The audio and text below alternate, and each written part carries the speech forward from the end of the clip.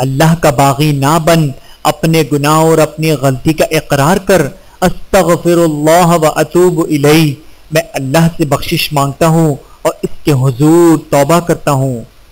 مانگنے والے کو دیتے ہوئے یہ مت دیکھو کہ وہ اس کا حقدار ہے کہ نہیں، کیونکہ بہت سی چیزوں کے تم حقدار نہیں ہو جو تمہارے پاس ہیں۔ استاد اور باپ کی محبت سمجھ آنے تک اکثر دیر ہو جاتی ہے۔ اے زندگی اور موت کا فیصلہ کرنے والے، اے فرشتوں کے معبود، اے عزت اور ذلت کے مالک، اے بیماروں کو شفا دینے والے، اے اللہ ہم تیرے گناہگار بندے ہیں، تیری خطا کار بندے ہیں، ہمارے گناہوں کو معاف فرما، ہماری خطاؤں کو معاف فرما، آمین۔ زندگی میں ہر پریشانی کا صرف ایک ہی حل ہے، اللہ سے بات کریں، اللہ سے مانگیں، اللہ پر چھوڑ دیں، اللہ پر بھروسہ رکھیں، اللہ سے پھر کہیں اور کہتے رہیں۔ چھوٹے سے چھوٹی نیکی کو حقیر نہ سمجھو، ممکن ہے وہی اللہ کی رضا کا سبب ہو۔ بد نصیب ہے وہ شخص جو والدین کی خدمت کر کے ان کی دعا نہیں لیتا اور لوگوں سے کہتا پھرتا ہے کہ میرے لیے دعا کرنا۔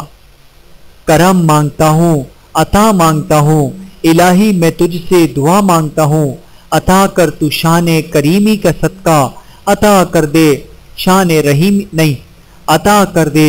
رحیمی کا صدقہ، نہ مانگوں گا تجھ سے تو مانگوں گا کس سے، تیرا ہوں میں تجھ سے دعا مانگتا ہوں۔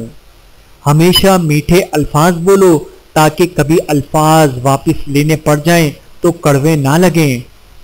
ماں باپ کی نافرمانی موت سے پہلے موت کا اعلان کرتی ہے۔ ضروری نہیں کہ آپ کسی کا دل دکھاؤ اور وہ منہ سے بد دعا دے، وہ آپ کی وجہ سے اللہ پاک کے سامنے روئے گا تو پھر وہ آپ کو بہت ہی بڑا مہنگا پڑے گا۔ جہاں بھی رہو مخلص ہو کر رہو، کیونکہ آپ نے اللہ کو بھی جواب دینا ہے۔ خوبصورت زندگی کا راز، دعا کی جائے، دعا دی جائے، دعا لی جائے۔ زندگی بچپن کی طرح پھر نہ مسکرائے، میں نے مٹی بھی جمع کی، کھلونے بھی لے کے دیکھے۔ معاف کر دیجئے، آئندہ ایسا نہیں ہوگا۔